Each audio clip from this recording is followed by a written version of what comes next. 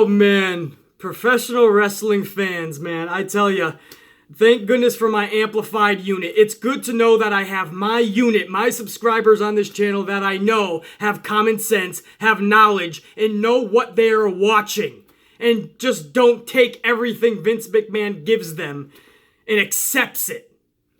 Thank goodness, man, because a lot of wrestling fans out there, they're just mind-bogglingly stupid to the utmost degree. A lot of people went ballistic in 2017, didn't they? When Roman Reigns couldn't get the job done against Kevin Owens because Braun Strowman interfered. So Roman Reigns slid through the back door later on in the night and entered the Royal Rumble at number 30. Fans went ballistic. Of course, a lot of them didn't like Roman anyway, but the majority came out and said their excuse was they just didn't feel right about somebody getting multiple opportunities in one night. It's not fair to the individuals in the Rumble match. And they'd be correct. As a pro wrestling fan, you shouldn't feel right about that, because otherwise, what is the Royal Rumble match all about then if you're just going to hand out second and third area opportunities to people? It no longer is something big, something epic, something meaningful anymore. So it had nothing to do with dislike for Roman. It had everything to do with, how is this fair at all? Yes, Braun interfered, but still, that was your opportunity, that was your shot, that was your chance. Now these 30 individuals, they get their shot, their chance. But those same people that went ballistic in 2017 for Roman, they rejoiced last night. They're all of a sudden okay with this because they got what they wanted. It's funny when you get what you want, isn't it? You don't really care how it happens. You don't care how you got it. You're just happy with the final outcome that you got what you wanted, right? If you want an Apple iPhone, but your mommy just can't afford it, and you keep crying and begging, and your mom just says, fine, stay out here, and she goes into Starbucks, and she sees a pregnant lady, she takes that pregnant lady, and she suplexes her through the espresso machine, and she steals her purse. She goes down to the Apple store, and she buys you the new Apple iPhone. Well, you can say, right, you can be a good person and say, I feel bad for the pregnant lady that just got suplexed through the espresso machine. I feel bad that we had to steal the money, but I got the Apple iPhone. If you want an Xbox, but your daddy can't afford it, and you beg and you cry, so your daddy says, fine. He sees a little 97-year-old older man, a great-grandfather, wheeling his way down Fifth Avenue, and your father decides to powerbomb him through a car windshield and steal his wallet. You go down to GameStop and you buy an Xbox for your kid. Your kid feels bad for the old man, the great-grandfather, the 97-year-old guy wheeling himself down Fifth Avenue. And he feels bad for whoever's car that was, that the guy got slammed through the windshield. And he feels bad that the money got stolen from the old man's wallet. But he got his Xbox. So everything's right in the world. Nobody cares about details anymore. Nobody cares about the journey and how we got there. It's just, hey, it's what I wanted, and I got it. I try to look at this fair and square here, because I am not a Becky Lynch mark. I make no bones about that. You guys know what I am about on this channel. If I am a mark of any woman on that roster, it is Sasha Banks. I would be a Sasha Banks mark. We love Becky Lynch. I love Becky Lynch as a person. I love her journey. I love her story. I loved the character, this new Becky Lynch that formated middle to end of 2018. I started to love that Becky Lynch. But the wheels fell off quickly for me when booking just totally trashed her, and Becky Lynch was no longer that badass. She's now just another wrestler. That's all I'm seeing out of Becky Lynch. But I try to look at this fairly, because if the roles were reversed and Sasha came out, would I be rejoicing today? And I thought long and hard about it, guys, and the way I feel about the Becky Lynch situation, I would stand firm with Sasha as well. I can say that without a shadow of a doubt. Nobody should be getting multiple opportunities. So in saying that, if I could say that about my own Sasha Banks, you did not get the job done against Ronda. You can't be in the Rumble. You have to find another way, another day. Then I sure as hell am going to say that about Ronda. But my problem is bigger than that. My problem is bigger than just getting another opportunity. My problem with this is that they made Becky Lynch look beyond weak last night. And that is with her Royal Rumble victory. I should say that in quotes because there's a black cloud hanging above that victory and there's a huge asterisk by her name. But it's more than that. It's the fact that they had her tap out, easy peasy, less than 10 seconds, to Asuka earlier in the night. I want no part of Asuka. I'm tapping out quickly. She mopes to the back and then she comes back out in the Royal Rumble match and she begs Fit Finlay. So not only is she tapping out earlier in the night, but now she's begging to be put in the Rumble match because Lana can't go. Fit Finlay doesn't know what to do, so he's like, okay. Now, Fit Finlay is all of a sudden a general manager or a CEO, or he's somebody that actually has control all of a sudden. Fit Finlay? No! He doesn't have control over the fucking, the matchmaking, the booking. Now, backstage, obviously, he's fucking head producers. But you ain't gonna try to sell me that he all of a sudden has the authority to throw people in matches. That was supposed to be a general manager, a fucking CEO. Vince or Shane or Triple. If they have the power, Paige. Baron Corbin even. Who appointed Fit Finlay to just throw her in there? No. I don't care if you're a backstage producer, backstage booker, backstage head honcho. You are not, on air anyway, no authority figure. None of it made sense, but Becky was able to plead, beg, and cry her way into the Rumble match. And when she got in there, she was easily taken out by Nia Jax. Nia Jax just chucks her off the apron, and now all of a sudden Becky Lynch is crying about her leg. And we go through the next 5 minutes of Becky Lynch hobbling around, barely able to compete, and somehow she's able to backdrop Charlotte over the top rope and eliminate her. So even in victory of a Royal Rumble match, they could not have booked Becky Lynch more weak-looking than I could have imagined. Worse than I ever could have imagined. And this is someone who everybody is so fucking gung-ho silly about going to WrestleMania and main eventing with Ronda Rousey. Well, let me tell you, or let me ask you a serious question, guys. For somebody who's not a Becky train roller, for somebody who isn't on the bandwagon, for somebody who is just a wrestling fan that actually likes to use common sense, how are we supposed to believe that Becky Lynch has any chance in hell to beat Ronda Rousey? Why should we? Now, there's no question.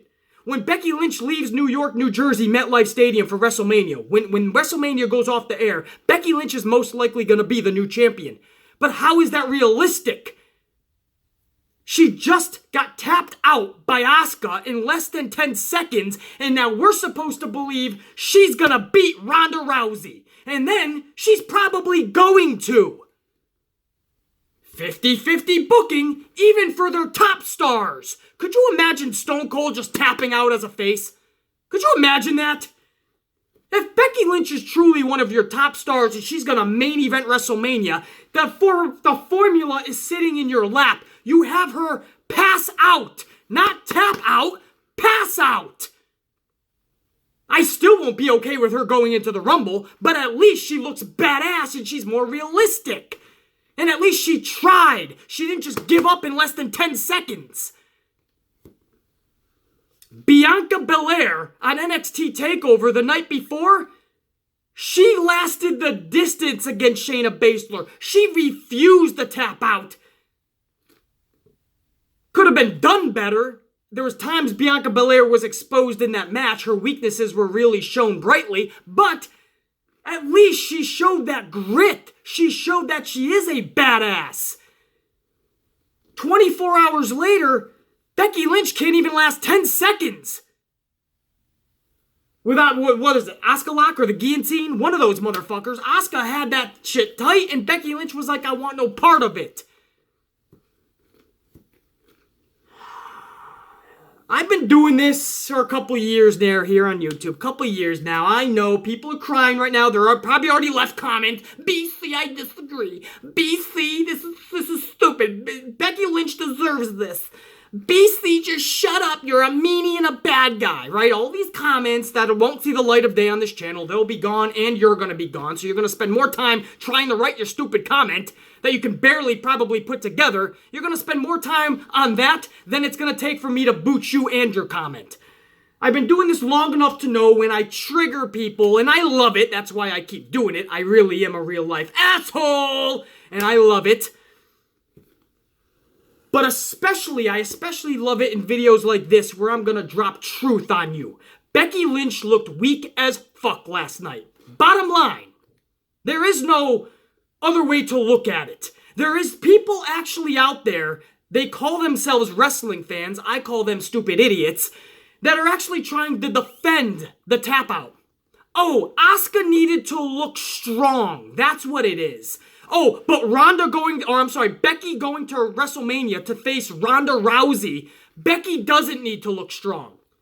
And then they try to rebuttal with, well, yeah, but that's why she's winning the Rumble, see, BC? So because she won the Rumble, Becky now looks strong again, so the tap out is meaningless. No, motherfucker! The one-on-one match, Becky Lynch failed miserably. She tapped out quickly, easy peasy. The Royal Rumble match, she even looked weak as hell. She barely won that thing. And she came in at number 31, if you think about it. Because Lana was 29, 30 was Carmella, then Becky Lynch came out and took Lana's spot. So Becky Lynch was really 31. And she still barely won that thing. In 4 minutes, she was fucked up more than anybody in the match. So don't try to tell me Becky looked strong last night. She looked weak in every aspect of her booking. I don't need your opinion. I don't need your BC, I disagree, because you're wrong. I know because I watch with common sense. For 30 plus years I have. BC, you think your word's better than mine? Exactly what I'm telling you. BC, you think you're smarter than me? That's what I'm telling you. Yes, you finally got it. One of the rare times I am going to say your opinion is meaningless here because I am telling you the truth. You don't gotta like it, it is the truth. You could be the biggest Becky Lynch fan in the world, you're gonna hear the truth. Or get the fuck off this channel, hit the bricks! Or an IBS, and I'll smack you the fuck off the channel. But either way, you're gonna get the truth. That should have been a pass out, not a tap out. If you really want to build her as a top star. Or is Vince still doing this weird sabotage thing where in the end, when it's all said and done at WrestleMania, he could say, see, it was a failure. Who knows? I don't want to be the conspiracy theorist here, but the booking of Becky Lynch since she has been back has been questionable, and that's being generous. She comes back, first of all, when she got injured, she wasn't even shown at all. They kept her totally off, not even a video package. They just tried to pump up Charlotte Flair. And then when she came back, they kept her off commentary. She couldn't wrestle, so they just had her sitting by the commentary desk. Not commentary, but she was known for blowing people up on social media. She was known for being quick-witted. She was known for her mic skills at that point as well. And blowing people up on the mic, so why not put her on commentary and let her ride and get some success and keep her momentum? They left her off. Then they had her hug Charlotte Flair. Then they had Charlotte Flair say, Becky, shut up when I'm talking, and Becky Lynch puts her head down like a lost, abused puppy. Then Becky Lynch comes back in her first major match from injury, and she loses the TLC match. Then she gets retribution, or so we think, at Royal Rumble last night, and she taps out to Asuka. Then she begs to get into the Royal Rumble match instead of beating someone up and taking their spot. Then she barely, in 4 minutes, wins the thing because she has an injury. Storyline-wise. Everything you could do to ruin Becky Lynch, they're trying to do. The fans stick with her, of course. Becky, Becky, Becky, because who else do you have to cheer for? Who in that final, are you going ballistic for Bayley? Are you going ballistic for Charlotte Flair? Carmella? Lana? Zelina? Who? There's nobody else. So we're all clinging to the character that developed in mid to late 2018. That Becky Lynch. She was badass because she was flying under the radar and Vince didn't give a shit what she was doing. So she could do whatever she wanted and that's how she organically got over.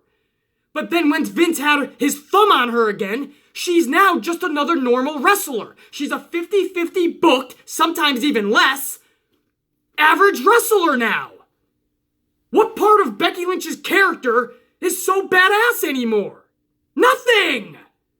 Cry! I don't give a shit what you leave as a comment. It's going and you're going. So either way, You're going to pay attention to what I am telling you because you know when you look in the mirror, it is truth. Becky Lynch is not badass anymore. That organic get-over feel that we had for her, it's gone. She's tapping out now, man. Less than 10 seconds, she couldn't stay in that hold and try to put up a fight.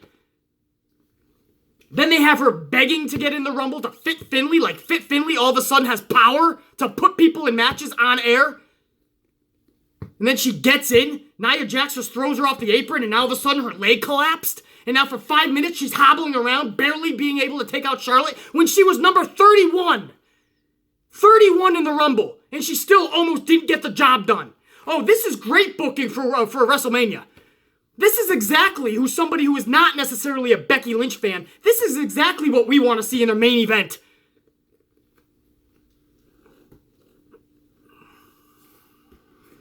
I got an official word from Vince McMahon. This is a statement. He says this was on his social media. He says, for those wondering if you can take Becky Lynch seriously against Ronda Rousey at WrestleMania just because she tapped out to Asuka last night, my response is, well, actually, we just didn't think this through yet. We will get back to you. Sincerely, Vince McMahon.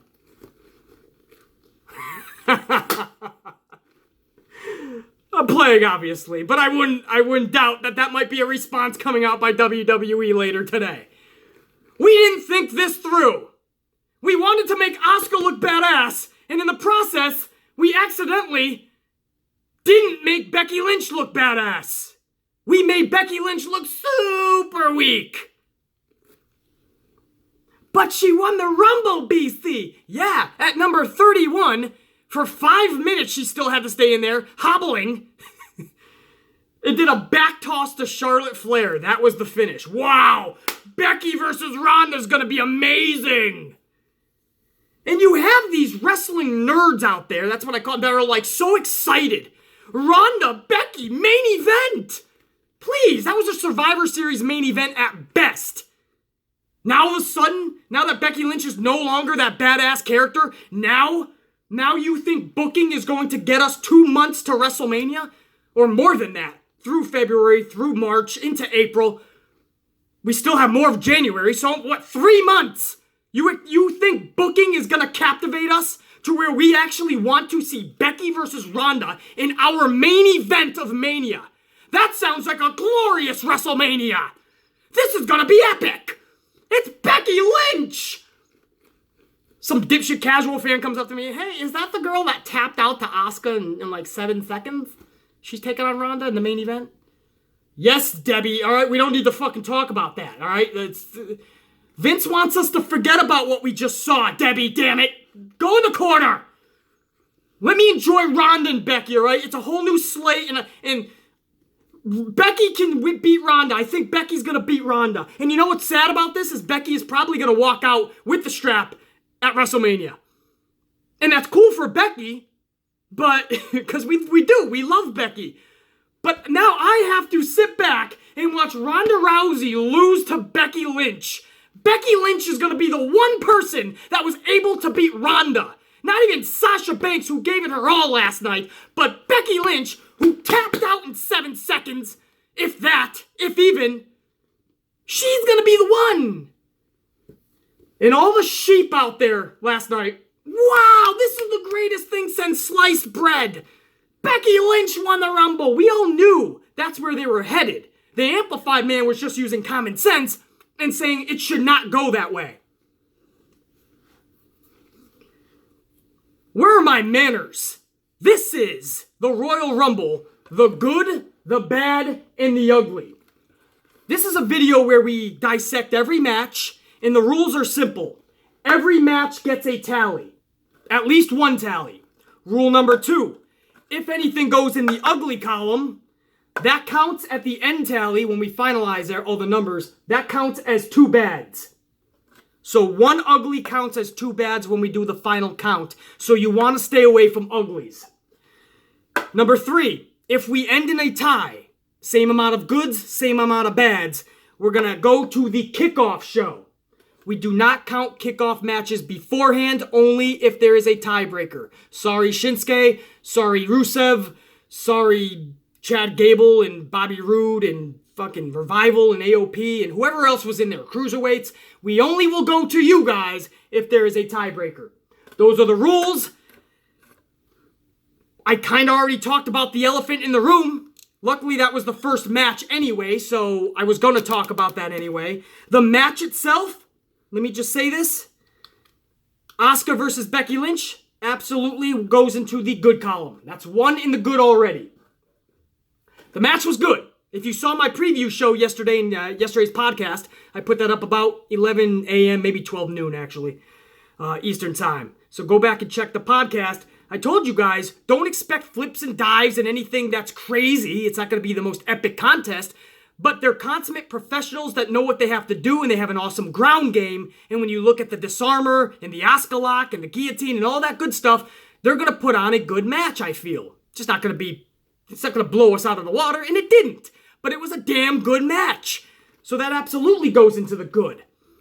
But I just spent the whole, 10, 15, maybe more minutes of this video talking about the horrible, tragic, this isn't even open for debate, tragic booking of Becky Lynch tapping out to Asuka. That is an ugly. There is no way around that. Again, that counts as 2 bads. So now it's 2-1, really, if you think about it. But that is an ugly. There's no way. Asuka needed to look strong is your only argument for Asuka? Asuka's gonna look strong anyway if you defeat Becky Lynch. If you defeat her by passing her out, or even a count out. Asuka beats Becky. Bottom line.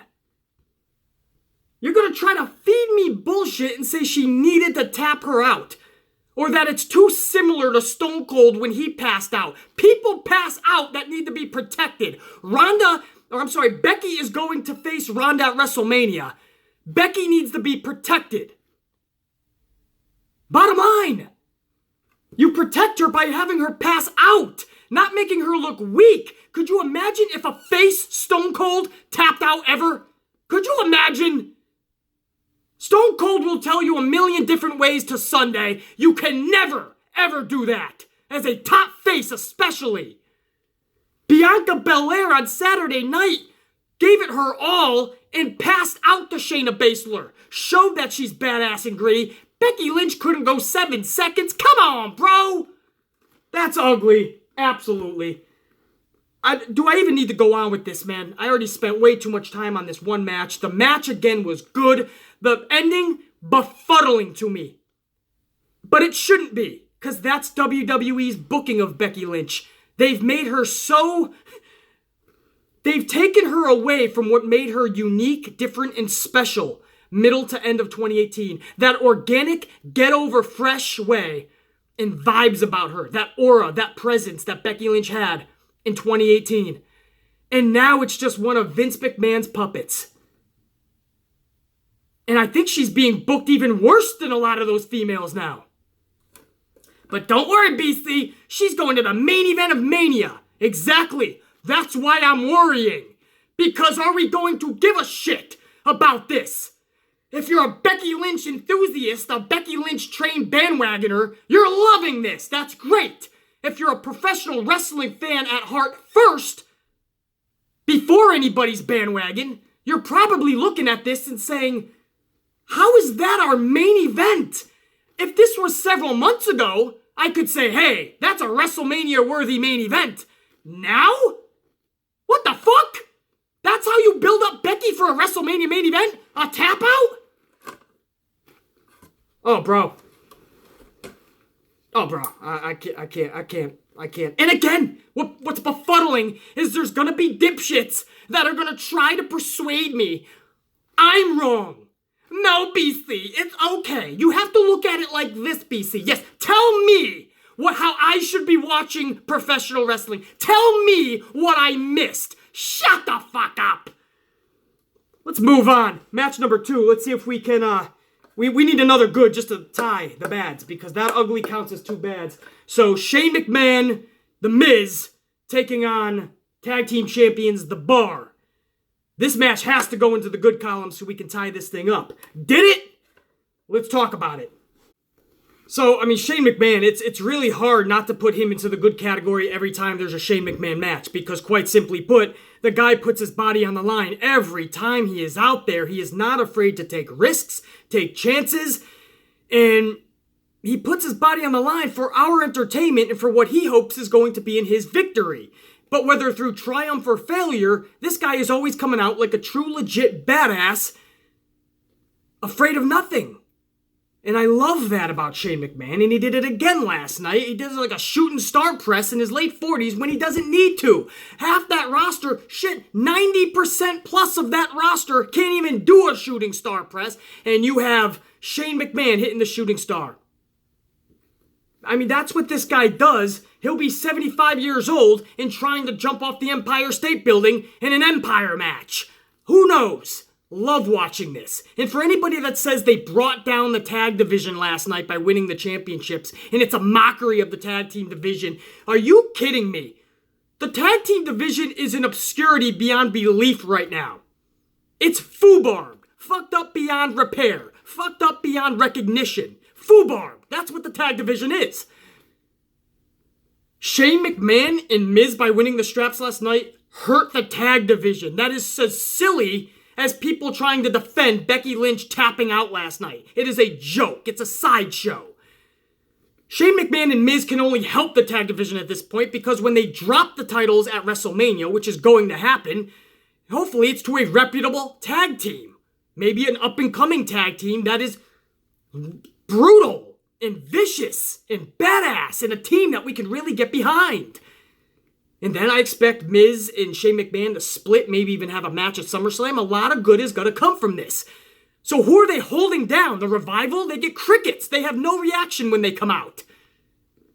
AOP? Booked is about as good as the Lucha Summer House Party. What are we going to see? The New Day and the Usos? 75 more times in the next 76 days? Who are they hurting? Please, get over that, man. The Miz and Shane McMahon are not deserving of a tag team championship. Okay, about as deserving as Curtis Axel and Bo Dallas were. Jeff Hardy and Bray Wyatt. Bobby Roode and Chad Gable. All three of those teams had the tag titles in what seems like the last 6 months, and they were just thrown together. All individuals just thrown together. But Shane and Miz is a mockery. Get the fuck out of here! I hate stupidity, man. I hate it. That match was damn good. Mostly because of that outcome. Shane and Miz, congrats, and new tag team champions, baby. Obviously, that's going into the good. So cry for me, bitches, if you don't like it. Cry for me. I'll go get the tear bucket. I've already got 10 of them filled from last night on social media. Keep crying. I'm loving it. It's like my adrenaline. Your tears are my adrenaline. It makes me that more badass. It makes me that more mean. That much more of an asshole. That much more of the boogeyman. When I know I'm pissing people off. Oh man, I'm a weird dude, I know. I get off on pissing people off. But that's what the Amplified Man does. That's what I like to do. I like to push those buttons, poke the bear, cross that line, and then snuff motherfuckers. Yeah, bitch!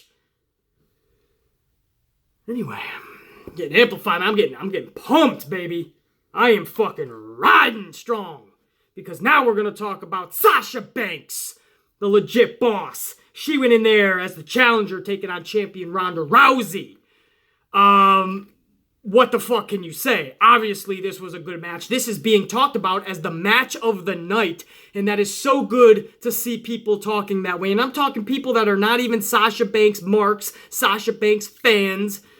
A lot of people are saying, hey, man, they went out there and delivered. Definitely there was times it was sloppy, but you got to remember, man, you got one of the best in the world, Sasha Banks, who competes at a very fast pace, knows her shit up front, and she's taking out one of the greener people in the business, man, Ronda Rousey, who is still learning, man.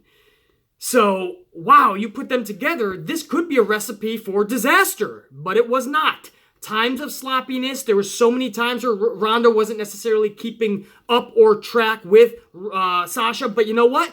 At the end of the day, They put on the show that we were hoping for. They captivated us, and they made us really yearn for that finish.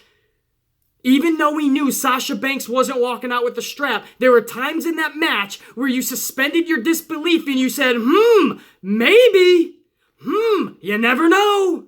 And that's what we wanted to see.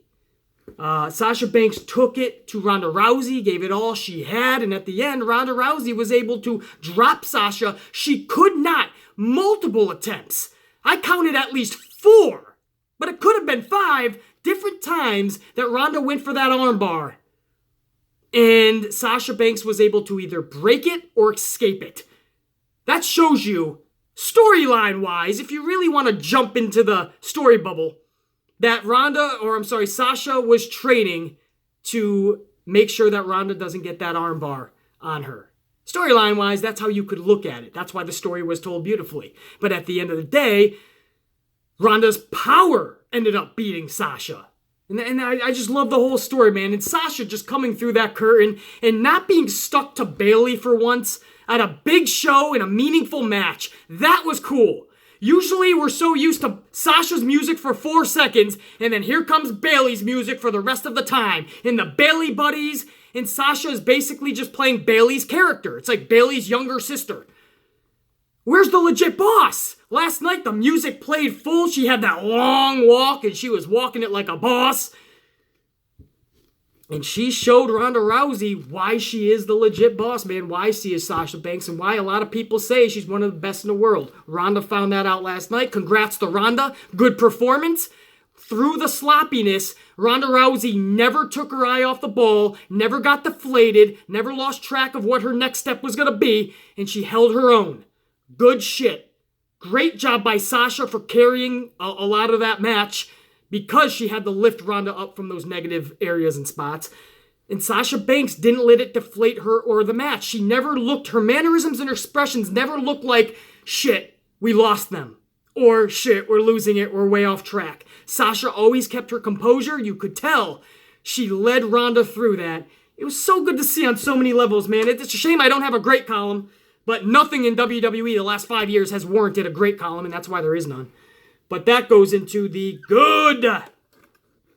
Sasha Banks and Ronda Rousey. I am definitely okay with the outcome. It's not like something crazy was going to happen, like Sasha backdoored her way into the Royal Rumble and won, right? Because that would be not realistic, because she just lost. Oh, wait, actually, that did happen earlier in the... Right, but it's not like Becky tapped out and then got another opportunity. Oh, shit, she did tap out. Well, it's not like she tapped out quickly. Like, I think she looked badass. She was in that move for like 5 minutes, and then she... What's that? 7 seconds. Possibly 6? What? All right, you know what? We're just going to move on. Sasha Banks, Ronda Rousey. Obviously, that's a good.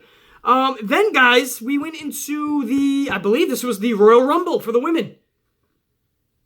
This match... Wow, where do you begin? I'm going to say this. There's a lot of mixture in the wrestling community. A lot of people like that there was a lot of younger talent and not a lot of the veterans. And a lot of people pissed that there wasn't a lot of veterans and too much younger talent. I loved it. I felt last year was veteran heavy for the Women's Royal Rumble. A lot of veterans coming back. Kelly, Ivory's, the Molly Hollies, the Trish's, the Litas, Michelle McCool, I believe, right? I don't know, just everybody. It seemed like there was 10 spots alone for veterans, at least. And this year, and I was thinking too, before the match actually started, I'm like, man, are we just going to see like the same thing? Are we going to see Kelly stroll in for one night out of the year every year? Are we going to see Ivory for one night of the year every year, you know? Which I'll be okay with, I guess. But at what point does it become redundant? They switched it up this year, and they got younger heavy. And they brought in a lot of the NXT gals and even women that were in the Mae Young Classic. We saw a lot of good stuff here, man. It was so good to see not just Kairi Sane, but Io Shirai as well. Rhea Ripley was in there. Who else? Guys, there were so many names that are younger talent, that are either going to be in WWE's main roster, or are in NXT, or are going to be in NXT. We saw a lot of good shit last night, and I am okay, absolutely, with them leaving the veterans out this year and bringing in the younger talent. I thought that was a really cool thing. I love the spot with Hornswoggle and Zelina Vega. A lot of people are dissing that as well. Didn't mind it. It's a little bit of comedy in a 75-minute match. I'm cool with that. Zelina Vega wasn't actually going to win this thing, so she's playing the sneak and hiding under the ring. We always used to remember that Hornswoggle, that was his home, under the ring. So he comes out of nowhere and he scares Zelina Vega. Zelina Vega gets eliminated. And then Hornswoggle chases Zelina. What's wrong with that? Zelina went into Hornswoggle's home and Hornswoggle liked the mamacita that he saw. So he chased her up. Mamacita, pretty lady, like Otis. I didn't mind that at all. So you definitely had the twists and the turns there, man. I liked it. What else? Who was the beast in that match? I guess it would be Nia, right? Even though Nia did get eliminated and then ultimately ended up fucking up Becky Lynch.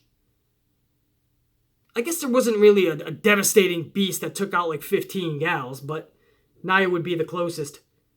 And then there was So, the thing is, guys, the match itself, I have no problem with. The ladies went out there, did exactly what was asked of them, and then went above and beyond. That is a good in my book. That is 4 goods. I like the Women's Royal Rumble match. I really do. The ending. Becky Lynch, she didn't come out like a badass if you're going to have her come in and take the spot. Just wipe out Lana or anything. Nope. They just had her begging to Fit Finlay to listen to the crowd and let me in, man. Just give me a chance. You know, at that point, why not just let Sasha in then? Because Sasha deserves it too then, right? But, I don't know. Becky gets in there. That was the first problem I had. It's just the way they did it. Becky just begging Fit Finlay to be in there. And then they immediately injure Becky Lynch for the next 5 minutes. Becky Lynch is just fucking... She comes in at 31. She's already more banged up than anybody that's been in there for over a half an hour. And she barely eliminates Charlotte. It was nothing decisive. It was like a luck back body drop and then she kicked her leg or something. And it was so anticlimactic. I won't put it in as an ugly because I already put an ugly for the Asuka Becky Lynch ending because that was mind-bogglingly stupid. But that was absolutely just plain bad. The ending to that Women's Royal Rumble was bad. I don't care if that's what you ultimately wanted to see as the finish or not. And I know a lot of the wrestling community wanted to see Becky Lynch win the Rumble. But if that's the case, then she shouldn't have been in that Asuka match. And then when you made that match, you definitely should not have her tapping out. I wouldn't even have her eat a pin. So they made her tap out too. Okay, so then you still want to put her in the... Okay, but you can't have her look like she's crying for another opportunity because that looks just bad. They had her cry for an opportunity to Fit Finlay. What? How much more? This really should be in the ugly, man. I'm being so generous, man. I am being so generous right now. But I'll leave it in the bad for now. Unreal. Then we went into, what's this? The 5th match of the night? This was AJ Styles, challenger, taking on champion Daniel Bryan. This was for the World Heavyweight Championship. This was for a Daniel Bryan AJ Styles match. I know a lot of people are like, hey, decent match. Even a good match.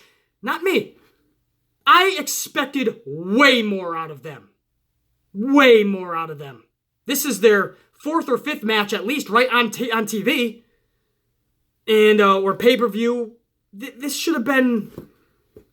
Man, I don't understand how they could have just... AJ Styles, every time we think he's going to have a badass match with like Shinsuke Nakamura, Daniel Bryan, it never quite lives up to the hype. And then when he has matches with like Brock Lesnar, they end up being really fucking good. I can never pinpoint AJ Styles anymore. Daniel Bryan and AJ Styles, I felt should have been better. I'm really hard pressed here. I don't know where to put it. It wasn't bad. But for AJ Styles and Daniel Bryan standards, was it really good? I guess I would have to go to the finish then. And that was, what was the finish? Oh, Eric Rowan. Eric Rowan comes down. Now, I understand the Bludgeon Brothers gimmick was totally horrible. It just didn't work. Okay, I get it. It could have worked. The booking was bad. And I don't think they connected. But Eric Rowan just coming down in a Daniel Bryan colored, you know, the brown colored, what is it? What do you call that? Fucking, what the fuck do you call that, man? That camouflage, what do we do? I'm losing it already, man. I'll stay here all day until flannel! Thank you. Guys, you would have been having a long day. I would have made this video 17 hours. I was going to stay right here until I found out the word of that shirt. Flannel. The Daniel Bryan brown-colored flannel. So you knew Eric Rowan was on his side. So that wasn't a mystery. So they ruined that surprise. And then he gets in the ring when the referee gets knocked out, and he chokeslams AJ Styles. AJ Styles has been to war with everybody you can think of. AJ Styles went to Suplex City a billion times and still stood up. But a chokeslam from Eric Rowan gets him pinned. Daniel Bryan covers up AJ Styles. Referee comes to. 1, 2, 3.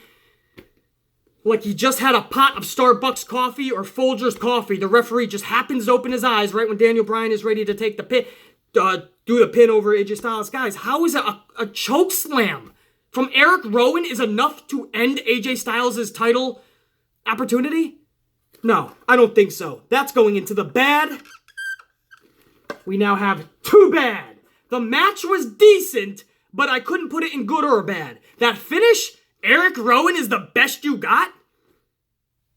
Wow, so what are we going to see the next 3 weeks on SmackDown? Maybe the next 7 weeks. AJ Styles versus Eric Rowan. Yay! That's a feud we want to see, said no one ever. So now we see, now we go on to the Raw side. This is the Raw Heavyweight Championship. The Universal Championship, they call it, because it's the championship of the universe. Here comes Finn Balor, smiling his way down. No demon. He stood true to his word. No demon. Why have a cool concept like Demon vs. Beast? Why get people excited? Screw that. Let's just have pop collar smiley Finn. But at least this time, he's got his little white boots on.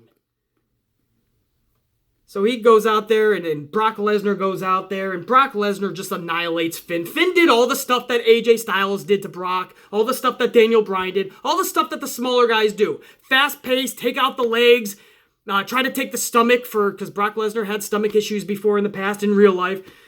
So, you know, work on a body part, that type of shit. Doesn't work against Brock. What part of Beast are you not understanding? What part of one move is all he needs and he'll end you? But this methodical way to beat Brock just fell on, it just didn't work. It just didn't work again. And we knew that was I wanted more than just what we saw with Lesnar and Styles. I wanted more than what we saw with Bryan and Lesnar. I wanted more than any other smaller dude taking on Brock. I wanted Finn and Brock to be something different, something more unique. Really use David versus Goliath storyline. Instead, it seemed like a 15-minute match that was all for just nothing. I just felt like this was just... I don't know what this was for, man. This really does seem like it was thrown together last second because maybe Braun Strowman couldn't have a full one-on-one match with somebody like Brock. I really feel that way. I have no idea. This just really seemed like what it was. Thrown together last second. They had nothing planned for this thing. And at the end, they just had Finn Balor, I think he tapped out. So Finn Balor actually tapped out to Brock Lesnar. This wasn't even an F5. This wasn't Suplex City, bitch. So maybe that was unique and different. But it doesn't take a lot for a 300-pound, 6'3" dude to tap out a 5'10.5", 190-pound dude. Doesn't take a lot to do that. And then after the match, he still took him to Suplex City, and he still gave him an F5. There's not enough here to put it in a bad category. Obviously, it's not ugly. I'll put it in the good, but I'm being super generous here, guys. So that is a full 5 tally in the good. Again, I'm being generous, man, but I can't put it in the bad or ugly because I didn't see anything bad or ugly. I just wanted more. I feel it didn't deliver for me. We went into the main event, which was the Men's Royal Rumble. This one had, as far as surprises, there was Dolph Ziggler. Okay. Kurt Angle. A little better. Jeff Jarrett. That was cool to see. There was a little opening segment with Jeff Jarrett and Elias. A little entertainment, I guess, in hour number 5. If you weren't sleeping at that time, you had Elias and Jeff Jarrett doing a segment together. I liked it. So, Kurt Angle, Jeff Jarrett, Dolph Ziggler, Johnny Gargano, and Aleister Black. These are two guys I would have loved seeing win the thing, man, and really give them a catapult to the top. I can't say that about all NXT talent, but those are two talents that I would love to see go to the main roster and actually get some steam. Johnny Gargano isn't one of the biggest dudes, so for those of you that say I always hate on the littler guys, Johnny Gargano is not tall at all, not big at all, but guess what? The guy can go, and I would believe that he can beat a lot of that roster on the main roster. So, definitely believable. Aleister Black has what it takes to be a superstar. So, bring those two up. If they won the Royal Rumble in a shock and awe type way, I might be on board with that. Those were a couple of surprises. And there were some other ones as well, guys. But for the most part, nobody that shocked us, blew us out of the water. No huge surprise like everybody was talking about. Online was speculating, right? The reputable sources to try to get some clicks. They were like, huge name is going to appear tonight. There was none of that shit. Let's be honest. In fact, the biggest name you could say that entered the Men's Royal Rumble was Nia Jax. Anyone hating on that, I would have joined you if it didn't end the way it did. Nia Jax ended up taking out number 30, R-Truth. She puts herself in the Rumble, and I'm not okay with that. Not just because it's a female entering the Men's Royal Rumble, but I'm thinking to myself, how the fuck is that realistic? You can't just take out one of the dudes, one of the participants, and put yourself in. She actually eliminated Mustafa Ali. But it's what happened in this match with Nia Jax is why I'm okay with this afterwards. It's because she did not win. And the way that she was taken out was masterful. We have not seen a man take any action on a woman at all in WWE in years, because that's just frowned upon. They no longer even like to do the intergender matches where a man and a woman are in there together. Last night, we saw Nia Jax fucking up the dudes to the point where Randy Orton RKO'd Nia Jax. True story, legit. If you didn't see the Rumble, you at least gotta see this. Nia Jax turns around after I think Mysterio gave her a blow. Mysterio gave her a 619. She turns around into an RKO. They throw Nia Jax out. If that's a little bit of entertainment for the Men's Royal Rumble, I guess I'll take it, man. If Nia Jax ended up winning that thing, this could be a whole different video this morning. But I don't know what the fuck was going on there. Nia Jax comes out. I don't know what she was thinking. I don't know where they go with this. I don't know if this is going to continue on Monday Night Raw. Like maybe they're going to build her up like a beast again. And if they do, they cannot take away this time. They're going to have to go full throttle. Do we trust Nia Jax can be in that position? From day one, we said that she needs to work on her skills. She needs to be a better pro wrestler. So by giving her more of a push, is that the answer? I don't fucking know. But that was another aspect of the Rumble last night. When it was all said and done, it was a generic winner that we knew was going to win. Just like Becky Lynch. We all went into this thinking some way WWE is going to find a way to put Becky into that spot. And Becky is going to win the Rumble. Same thing with the men. We had a feeling, or it's going to be Charlotte too, right? We were thinking for the women. It's either going to be Charlotte or they're going to find a way to put Becky in there. And for the men, we knew from the beginning Seth Rollins. And how did we know that? Because he was the only one they could have went with. It wasn't going to be Braun. They ruined him 100 different ways. Seth Rollins was the only person you could look at and say, there you go, he's going to win. Because who else? Apollo Crews? Titus O'Neil? Honestly, who would win this? A member of the New Day? If you're being honest with yourself, Seth Rollins was the only option, and that's not saying a lot.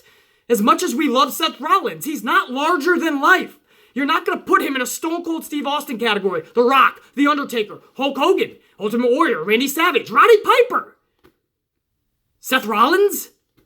That's who's going to go on and take on Brock Lesnar. Ah, man. And we're supposed to, be super excited about this. That is an Elimination Chamber match at best, one-on-one. Rollins versus Lesnar. I might tune in to watch that at Elimination Chamber. Maybe on a Monday Night Raw main event. WrestleMania? I would be much more okay if Seth Rollins chooses Daniel Bryan. WrestleMania, Rollins, Bryan. Now that's a show I could get behind. Let's give Brock somebody else. I don't know where to put the Rumble, man. I don't know. Nia Jax comes out and she's eliminating dudes. Mustafa Ali and a bunch. Rollins, the predictable winner. No real crazy surprise entrant. Fuck, man. I'm hard pressed here. I really am.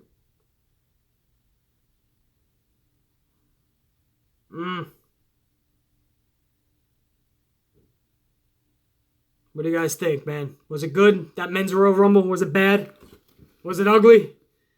I don't think we can put it in the ugly column. I really don't. I don't see it going there. I don't think... I mean, there were times it was very ugly. Don't get me wrong.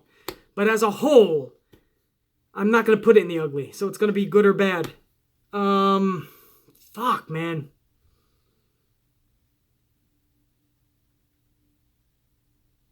I can't, guys. I expected more. Can't. Not even going to apologize. I'm putting in the bad.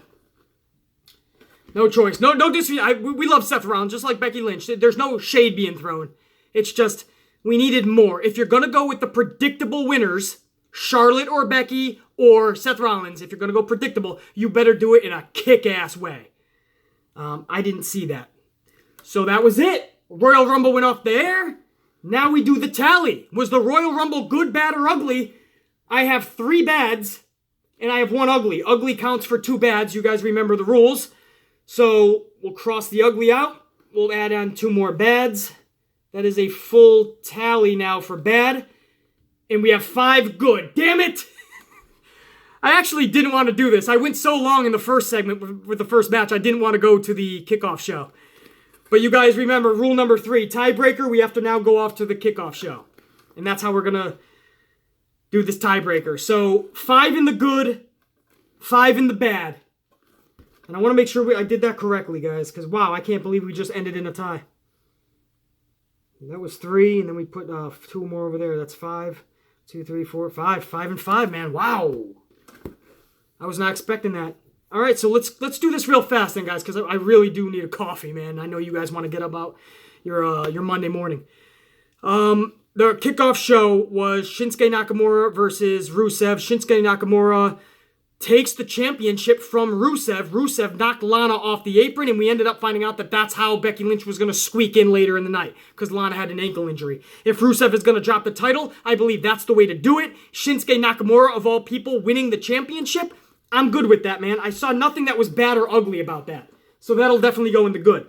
Nonsensical tag match. Bobby Roode, Chad Gable versus Scott Dawson and, was it Rizar?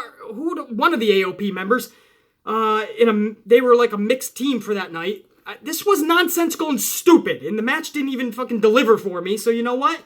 No, I'm not going to be generous. That goes in the bad. So now we go to the cruiserweights. The cruiserweights... fuck. You know what? They actually went out and performed again. I don't think the cruiserweights ever go out there and don't perform. You know what I mean? It's just WWE doesn't give us a reason to invest in them. So for that reason, they don't captivate us, really. WWE doesn't know how to book cruiserweights. It's the truth. It's not that we just don't like them. It's not that they just don't have a home in WWE. They don't really know how to book them. They don't captivate us. But the match, if we're just going by the match, that's a damn good way to kick off the Royal Rumble for the kickoff show. I have no choice, based on their performances. Buddy Murphy gets the ultimate victory, keeps his championship, to put that into the good column. So by one fucking tally, guys, that one tally, Royal Rumble will be a good pay-per-view. But it just squeaked by. You can thank the cruiserweights on the kickoff show. Who would have thought I would have been saying that at the beginning of this video? But you can thank the cruiserweights.